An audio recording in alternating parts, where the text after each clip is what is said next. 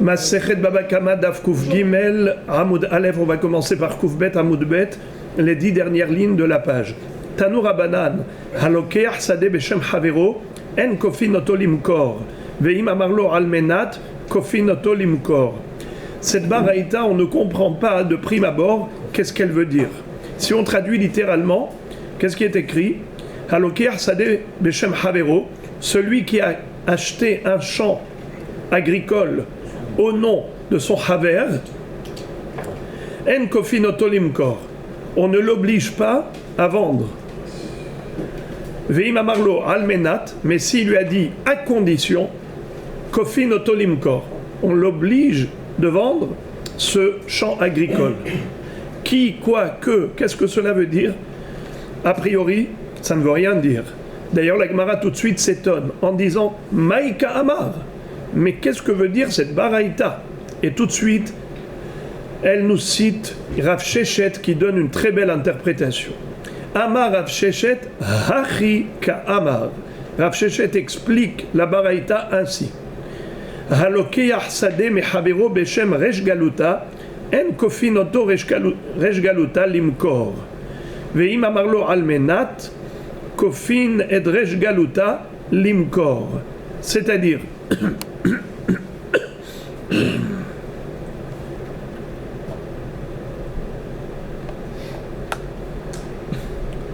si quelqu'un a été voir le vendeur, propriétaire du champ, et il lui a dit, écoute, j'achète, mais ce n'est pas pour moi, j'achète pour le Resh Galuta. Alors, en réalité, qu'est-ce qui s'est passé? Cet homme-là n'a pas acheté pour le Resh Galuta. En vérité, il a acheté pour lui-même. C'était ça son intention. C'était ça son but. Simplement, il a demandé au vendeur d'établir un acte de vente au nom du Resh Galuta. Qu'est-ce que c'est que Resh Galuta? C'est comme le Nassi en Eretz Israël, le chef de la communauté juive en Babylonie, l'exilarque. Pourquoi est-ce qu'il a voulu donner le nom du Resh Galuta en tant qu'acheteur? Car il savait que dans ce lieu, dans cette région, il y a beaucoup de gens de la mafia qui sont capables de venir le voir en disant « Monsieur, le champ que tu as acheté, tu t'es fait avoir. Il est à nous, ce champ. » Ils peuvent trouver X raisons. Soit que celui qui te l'a vendu, ce n'était pas à lui, ou bien nous, on avait un droit d'hypothèque, ou un droit de préemption, peu importe, n'importe quoi. Pour lui, spolier le champ. Lui, qu'est-ce qu'il a fait intelligemment? Il a dit, mais non, c'est pas moi qui l'ai acheté. Regardez, c'est pas moi. Moi, j'ai acheté ce champ pour le Resh Galuta. Allez, eux, ils auront peur d'avoir affaire au président du Resh Galuta, parce que le Resh Galuta, c'était pas juste une autorité religieuse. C'était une autorité reconnue par le gouvernement babylonien. Il était proche du palais royal. Donc, les gens de basse classe, les voleurs, les brigands et toutes sortes de gens qui sont malhonnêtes ne vont pas aller se mettre face au Resh Galuta parce qu'ils n'ont aucune chance de gagner. Au contraire, ils peuvent se faire mettre en prison. Alors, ils n'ont pas intérêt. C'est pour ça que lui, en voulant sécuriser son achat, il a dit qu'il achète au nom du Resh Galuta. Mais en réalité, ce n'était pas pour le Resh Galuta qu'il achetait, c'est pour lui. Maintenant, le problème, c'est que lui, une fois qu'il a sécurisé le champ, il veut que le Resh Galuta lui écrive maintenant un shtar, comme quoi, lui, le Resh Galuta, il le donne à lui, à cet acheteur. Il lui dit, Resh Galuta, vous n'avez rien payé. Mais moi, je l'ai fait juste pour me protéger. Alors maintenant, revendez-le-moi. C'est-à-dire, écrivez un acte de vente comme quoi, moi, je voulais acheter, mais vous, maintenant, vous me le vendez. Réhouven, Shimon, Lévi. Shimon, c'est le Resh Galuta. Lévi, c'est le vrai acheteur. Lévi vient voir Réhouven. Il dit à Réhouven, écris un shtar pour Shimon. Après, il va voir Shimon, Lévi va voir Shimon, il dit maintenant, écris-moi un shtar de vente à moi. Alors, Rashi explique, je vous lis Rashi. הלוקח שדה מחברו בשם ריש גלותה שאמר לו למוכר, il a demandé au vendeur לצורך ריש גלותה אני לוקחה, il a dit je l'achète pour le ריש גלותה, c'est pas pour moi. ונתכוון להטיל אימה, c'était juste pour semer la peur par rapport aux gens malhonnêtes. Shelo yetzou alea asikin, pour qu'ils n'essayent pas de trouver des prétextes et des arguments pour lui spolier ce terrain. Vekatav amocher, shtar amechira, bechem resh galuta. Et en effet, c'est ce qu'a fait le vendeur. Le vendeur, il s'est exécuté. Lui, pour lui, il veut vendre, ça lui change rien. Qui est l'acheteur? Alors maintenant, quand il se retourne, ce monsieur, vers le resh galuta, il lui dit: resh galuta, s'il vous plaît, maintenant, rendez-moi mon champ.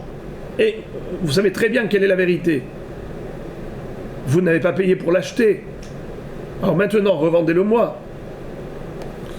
En kofin resh galuta lahzor velichtov shtar mechira. Sheu mechara lalokeach. On n'oblige pas, on n'impose pas au resh galuta d'aller écrire un shtar de vente à ce monsieur. Tout de suite, on va voir pourquoi. Pourquoi il n'a pas envie? Pourquoi le resh galuta n'a pas envie d'écrire cela? En tout cas, dans quel cas on pourrait, oui, imposer au resh galuta cette écriture? Dans quel cas on pourrait, oui, lui imposer?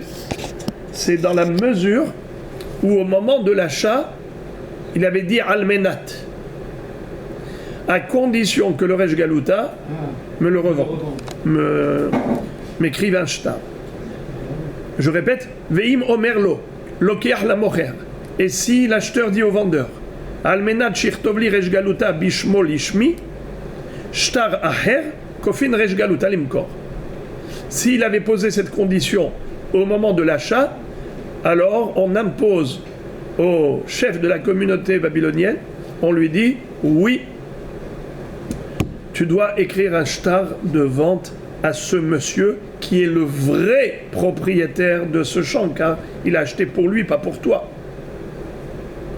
Alors, toi, tu étais juste intérimaire. Alors maintenant, la Gemara analyse cela. Amar mort. La Gemara ici reprend une halakha de la première halakha de cette braïta. Halokeh sadeh beshem resh galuta en kofin oto resh galuta limkor.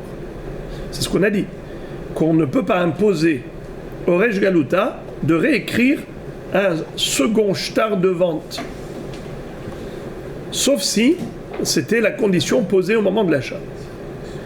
Alors maintenant, la Gemara va se focaliser là-dessus par rapport à ce qu'on avait appris précédemment. Rappelez-vous, lorsqu'on avait étudié la mahloket entre Rabbi Yochanan et Bnei Ma'arava, Rabbi Yochanan avait dit que selon Rabbi Yehuda, qui dit que Shinui eno connaît, alors si Réhouven a donné de l'argent à Shimon pour acheter du blé chez Lévi, et au lieu d'acheter du blé, il a acheté de l'orge, selon Rabbi Yehuda, pourquoi Hassachar la Emtsa, si jamais il y a du bénéfice, de la plus-value, eh bien ce bénéfice il est partagé entre les deux, comme convenu, c'était le contrat, 50-50 pour chacun. Et Bnei Ma'arava s'était étonné, ils ont dit, mais quand Lévi a vendu à Shimon l'orge, il a vendu à Shimon, il n'a pas vendu à Réhouven. Alors pourquoi Réhouven recevrait 50% des bénéfices? Mais il n'y a que Shimon qui est propriétaire, puisque le vendeur ne connaît que Shimon comme acheteur. C'était ce qu'avait dit Bnei Ma'arava. Alors la Gemara maintenant, par rapport à cela, elle dit comment le resh galuta est devenu propriétaire du champ agricole. Mais ce n'était pas lui qui était là chez le vendeur pour acheter ce champ. On a dit Réhouven, Shimon, Lévi.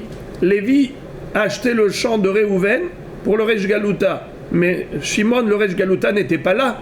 D'après Bnei Ma'arava, qui avait dit qu'il fallait que l'acheteur lui-même, que tous les acheteurs soient présents, alors comment le Resh Galuta est propriétaire? Lima pliga d'Ebne Ma'arava, faut-il dire que cette baraïta, elle est contre Bnei Ma'arava? De Amre vechimi odi'o le Baal Hitin, shekne Hitin le Baal Abayit. Vous vous rappelez que pas seulement dans le cas de il a acheté de l'orge à la place du blé, mais même quand il a acheté le blé lui-même, il lui a dit achète du blé, il a acheté du blé. Rappelez-vous qu'on avait dit mais comment est-ce qu'il peut savoir? Il lui a pas vendu. La Gemara dit imishum halokashia. Si c'est cela ton étonnement, ce n'est pas du tout une kushia. Pourquoi? Kegom deodoré les Baal sadé veodainu les saadé. Quel rapport? Aucun rapport entre Bnei Ma'arava et ce sujet. Rappelez-vous, Bnei Ma'arava ont parlé d'un cas où l'acheteur a acheté pour lui. C'est-à-dire, le vendeur n'était pas au courant que l'acheteur achetait pour lui et pour quelqu'un d'autre. Qu'il achetait pour quelqu'un d'autre. Il n'était pas au courant. Alors là, on s'est posé la question. Qui a informé le vendeur? Personne. Alors comment l'acheteur 1, 2, 3, comment le 1 peut être acheteur du 3 alors que 3 croyait qu'il vendait au 2? N'est-ce pas? Alors le 1 n'est pas acheteur du 3? Ça c'est seulement si le 2 n'a pas informé 3 qu'il achète pour 1. C'est pour cela que Bnei Ma'arava disait que le 1 n'est pas propriétaire. Mais en l'occurrence, le 2 a informé le 3 qu'il achète pour le 1. Alors le 1 est propriétaire. Réhouven, Shimon, Lévi. Lévi a dit à Réhouven, j'achète, pas pour moi, mais j'achète pour Shimon, le Resh Galuta. Alors le Resh Galuta est propriétaire. Pourquoi pas? Même s'il n'est pas présent. Mais le vendeur a écouté ce qu'a dit l'acheteur, ce qu'a dit l'agent commercial. L'agent commercial, il dit, moi, c'est pas pour moi que j'achète, c'est pour lui. Alors, quel est le problème? Dans ce cas-là, il n'y a pas de problème. Bnei Ma'arava ne sont pas contre. Bnei Ma'arava était contre lorsque l'acheteur n'a pas parlé du vrai acheteur. Et le vendeur a cru qu'il vendait à ce bonhomme qui est devant lui. Donc, on n'est pas du tout dans le même contexte. Donc, il n'y a pas de contradiction. La Gemara dit, et là, ima sefa. S'il y a une question à poser, c'était pas celle-là.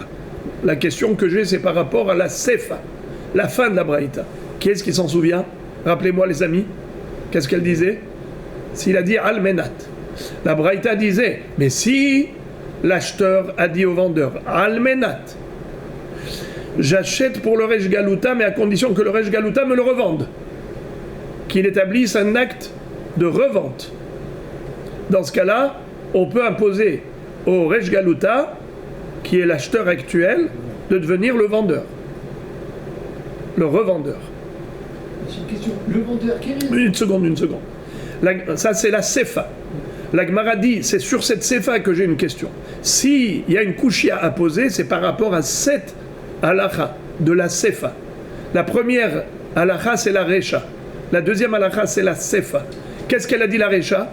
Quelqu'un qui achète pour quelqu'un d'autre, et on a établi l'acte de vente pour quelqu'un d'autre, on ne peut pas imposer à ce quelqu'un d'autre de revendre, bien que son but c'était pour lui, mais étant donné que ça n'a pas été stipulé, eh bien il ne peut pas lui imposer. Mais s'il lui a dit almenat, alors dans ce cas-là, il peut lui imposer d'établir cet acte de vente. Mais la Gemara maintenant se pose la question par rapport à ce almenat.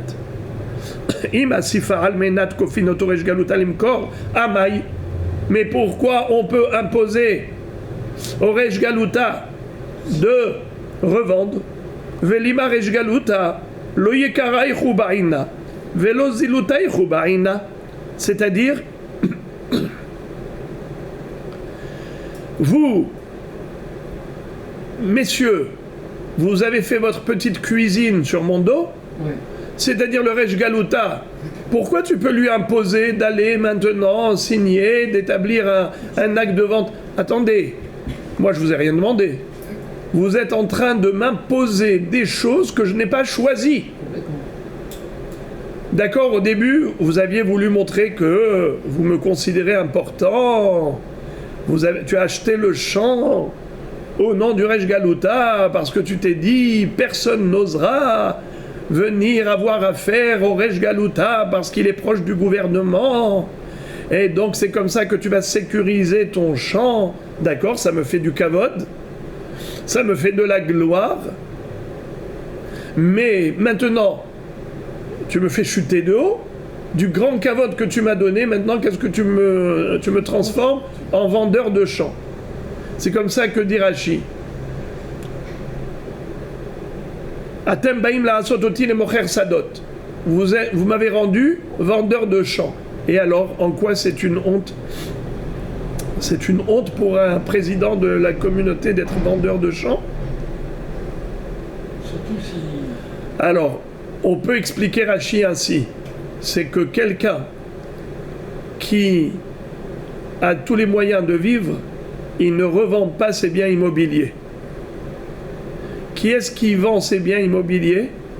Que celui qui est serré, qui a besoin de liquidité, alors il est obligé de vendre son patrimoine d'immobilier. Donc c'est pas bon pour lui. Quelqu'un qui vend, ça veut dire qu'il est dans le besoin. Ça veut dire que la roue ne tourne pas rond pour lui. Son mazal n'est pas au sommet. Son image de marque n'est pas bonne. Alors son image de marque n'est pas bonne. Alors il leur dit, au début, vous m'avez prêté allégeance, et après ça, vous avez terni mon image. Alors vous savez quoi? Je n'ai pas besoin ni de votre kavod, ni de votre bisayon.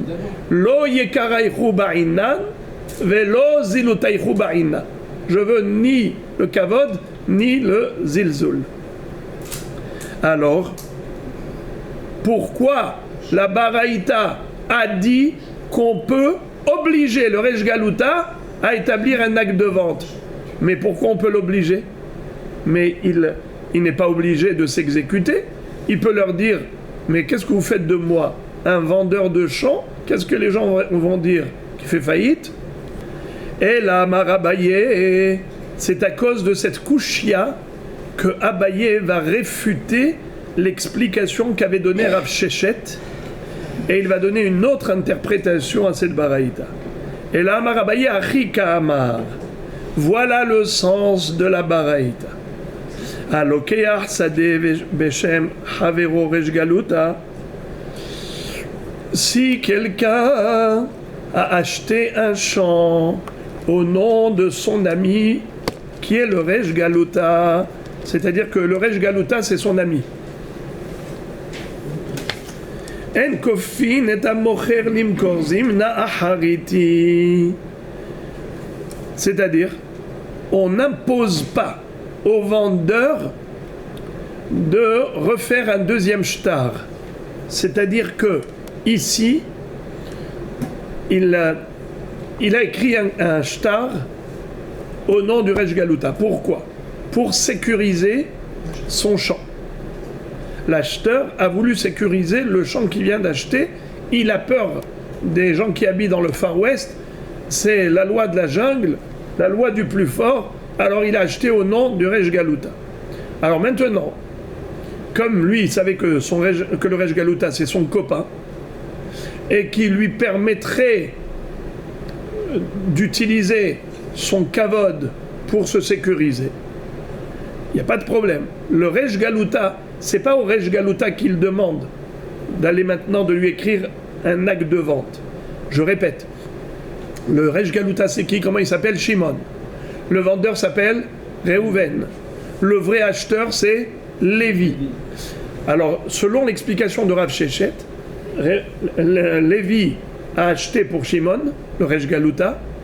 On n'impose pas à Shimon le Resh Galuta de réécrire un acte de vente pour Lévi. Et ce pour quelle raison? Parce qu'il leur dit, je ne veux pas me donner une image de vendeur de biens immobiliers. Alors la Gemara même s'était étonnée, pourquoi quand on dit Almenat on peut lui imposer? C'est pas logique. Il peut dire je ne veux pas me rabaisser à ce niveau et ternir mon image. Et à cause de ça, on a changé de formule. Alors c'est quoi la vraie explication d'après Abaye? Abaye dit comme ça. Le Resh Galuta, il est d'accord. C'est son copain, c'est son ami, c'est son voisin, c'est son cousin. Il est d'accord. Donc par rapport au Resh Galuta lui-même, il n'y a aucun souci. Ici, la question est de savoir, est-ce que l'acheteur peut retourner chez le vendeur et lui dire, écoute, tu sais, comme moi je t'avais demandé d'écrire un shtar de vente pour le Resh Galuta, c'était juste pour qu'il y ait un retentissement, pour qu'il y ait des échos, des rumeurs, que les gens disent, il a vendu au Resh Galuta. Ça y est. Comment on appelle ça, la mafia ne va pas porter son regard sur ce champ. Ils disent Resh Galuta, laisse tomber. Nous, on ne va pas aller se disputer avec le Resh Galuta. Mais maintenant que ça y est, la comédie est terminée, revenons aux choses sérieuses. Maintenant, je te demande de réécrire un deuxième shtar à mon nom. Est-ce qu'on peut imposer le vendeur à réécrire un deuxième shtar au nom du vrai acheteur? Alors regardez Rashi, premier Rashi de la page. En kofin et amocher. On n'impose pas au vendeur. L'ahzor velichtov shtar mechira aher la lokeach. De réécrire un deuxième shtar de vente au vrai acheteur. Shayalo leatnot ou leodiro. Car il aurait dû lui poser la condition depuis le début. Ktov shtari beshem Resh Galuta. שאם יצאו עסיקין אראה להם שהוא של רש גלותה וכתוב לי שטר אחר בשמי שלא יבואו היום או למחר יורשי ראש גלותה לטובה ממני. Car depuis le début, qu'est-ce qu'il aurait dû faire? Il aurait dû lui demander d'écrire 2 shtarot. Voilà, ça veut dire que depuis le début, il aurait dû lui dire, vas-y, écris 2 shtarot, un faux, un vrai. D'accord? C'est ça ce qu'il aurait dû lui faire. Almenat, depuis le début, il dit écris 2 shtarot. 1, 2. Le fake et le vrai. Alors, Veim amarlo, Almenat, kofin et amocher limkor. Et si en effet il lui avait dit Almenat, c'était ça la condition. Tu me vends à condition que tu m'écrives 2 shtarot. Dans ce cas-là, il peut lui imposer. Alors la Gemara dit comme ça. Selon Abaye, on a compris différemment le sens de la baraïta. Mais malgré tout, la Gemara analyse maintenant la baraïta selon cette explication de Abaye. Amar mort. Le maître a dit dans la baraïta. Halokeyach sade beshem havero. En kofin et amocher limkor zimna ahariti. Pshita. Nachon. On n'impose pas au vendeur d'écrire une deuxième fois. La première fois, il lui a rien dit, il lui a dit écris au nom du Resh Galuta. La deuxième fois, il lui demande réécris pour moi. Alors qu'est-ce qu'on a dit? Tu ne peux pas lui imposer. La Gemara demande Pshita, mais c'est évident que tu ne peux pas lui imposer. Il a vendu.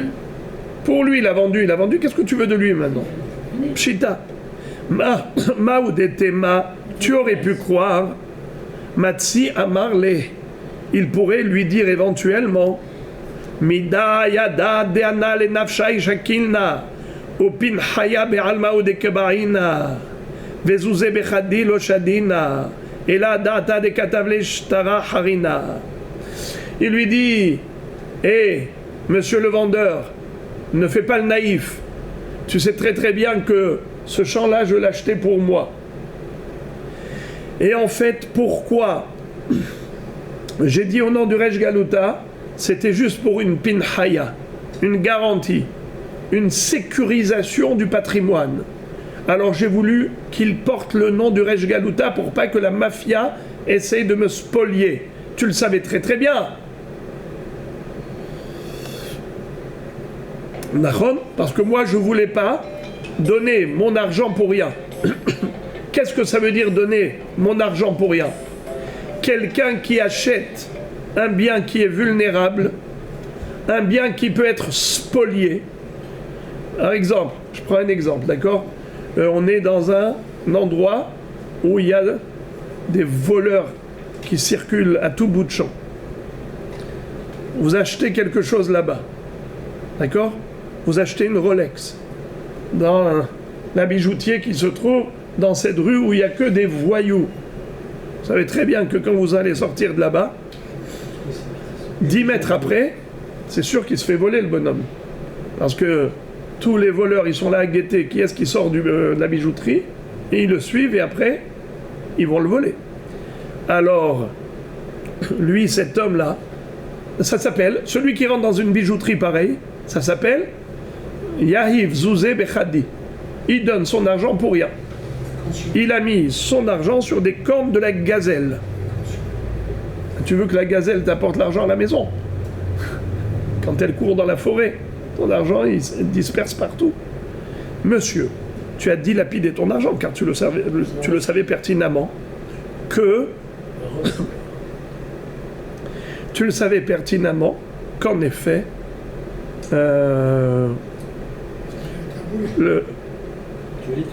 tu allais te faire voler. Kamash Ma'lan de Amarle, Inyana Abdelach Bahade Aoud Ezavnatle, Bishme, Birtovlach Shtara Harina.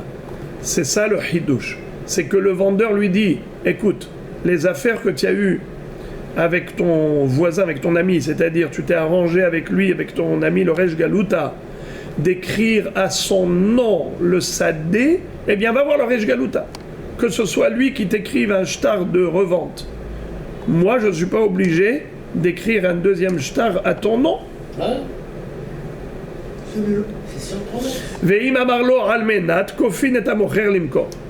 La deuxième phrase de la Braïta, que si c'était une condition préalable, il lui dit écoute, le premier shtar c'est un fake, le deuxième c'est un vrai, et j'achète le champ à condition que tu m'écrives deux shtars, un faux pour les rumeurs et un vrai pour moi, parce que j'ai peur que demain le Resh Galuta décède et les héritiers du Resh Galuta vont dire que ça leur appartient. Maintenant j'ai peur aussi des descendants du Resh Galuta. Alors écris-moi un deuxième shtar en mon nom. Puisqu'il lui a dit Almenat, à condition, eh bien oui, c'est une condition, il faut qu'il lui écrive. Alors la Gemara demande Pshita. Mais si c'était une condition sine qua non pour la vente, alors c'est évident que le vendeur doit s'exécuter. C'était ça la condition. Tu me vends, tu veux que j'achète le champ, alors voilà mes conditions.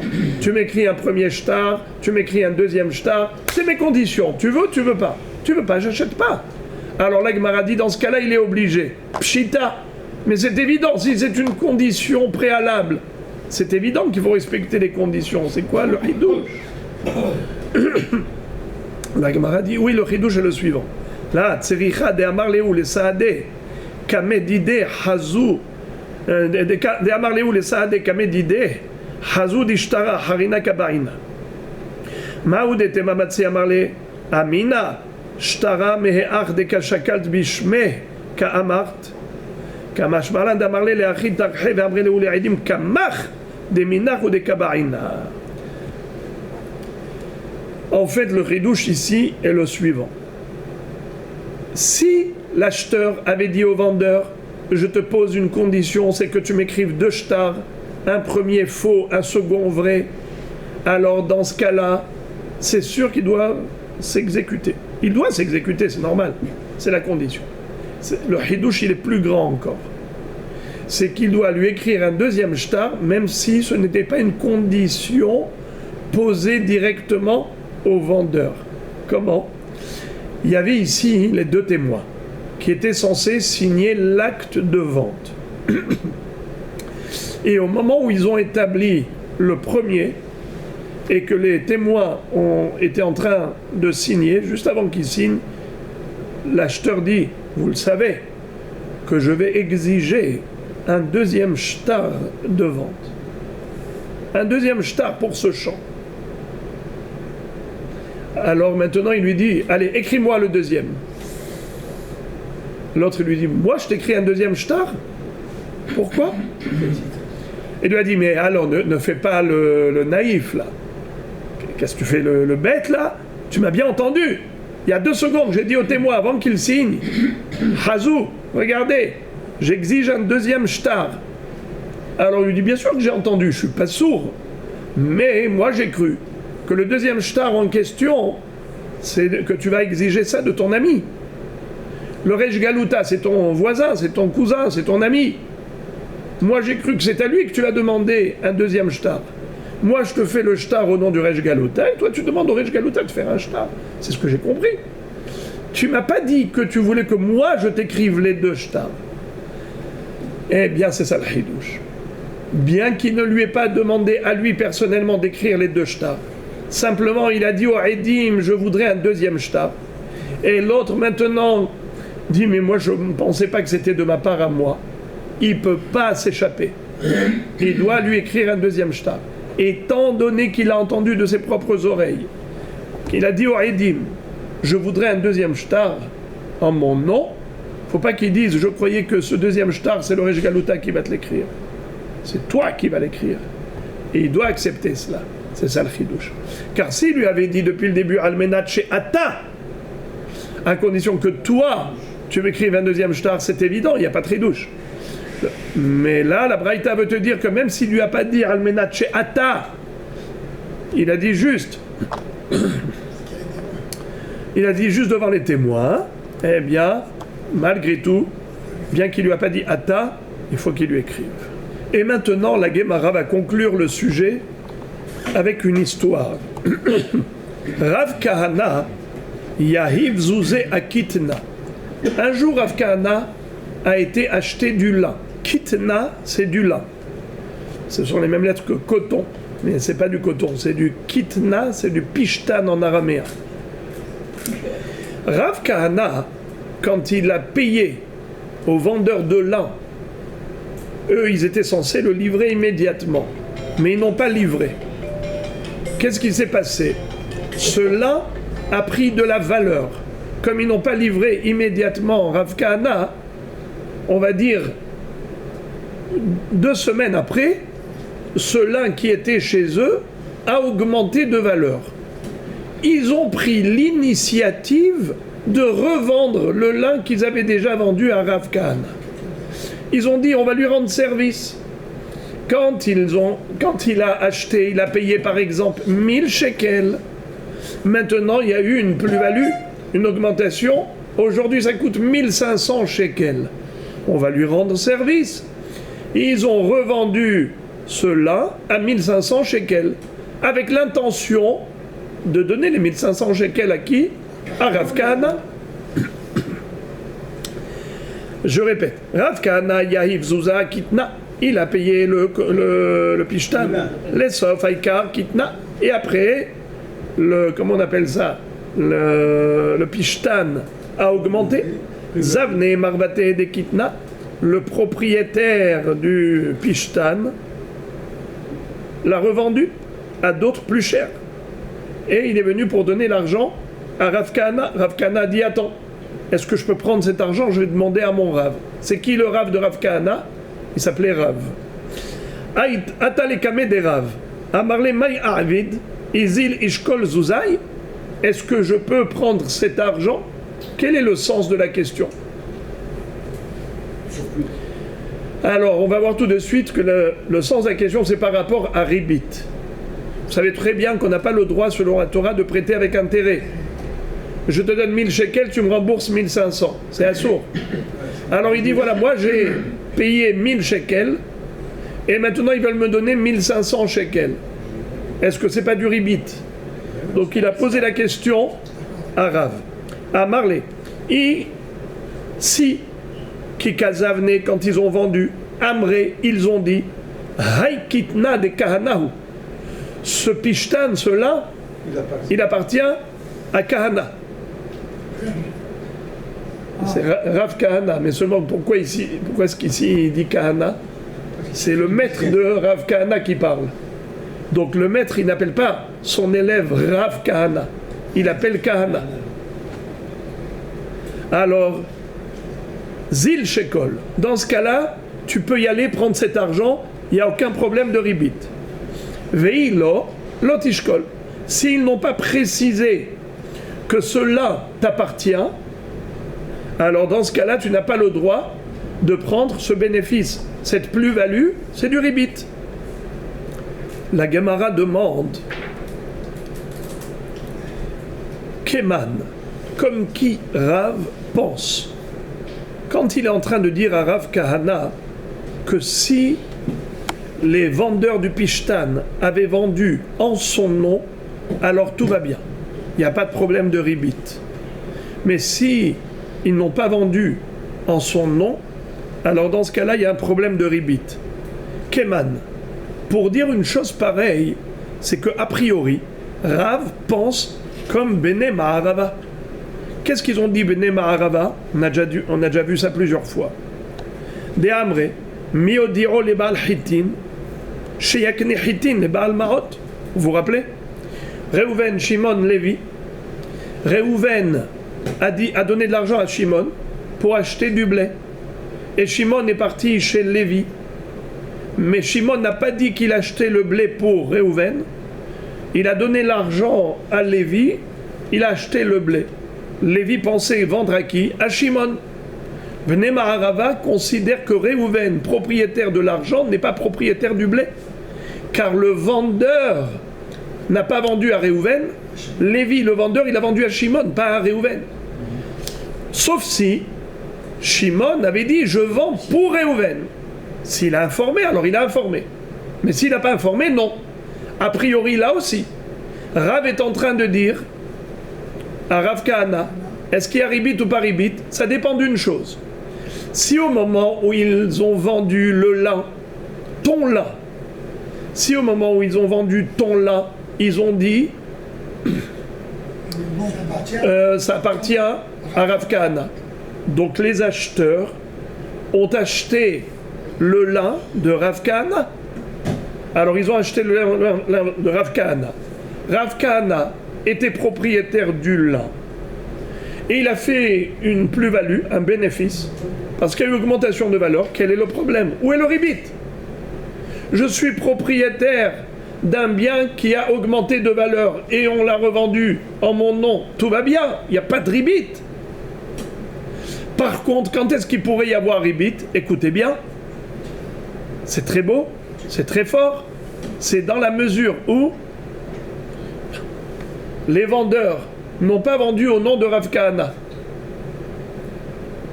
Comme ils n'ont pas vendu au nom de Rav Kahana, alors les acheteurs maintenant, ils ont acheté de qui?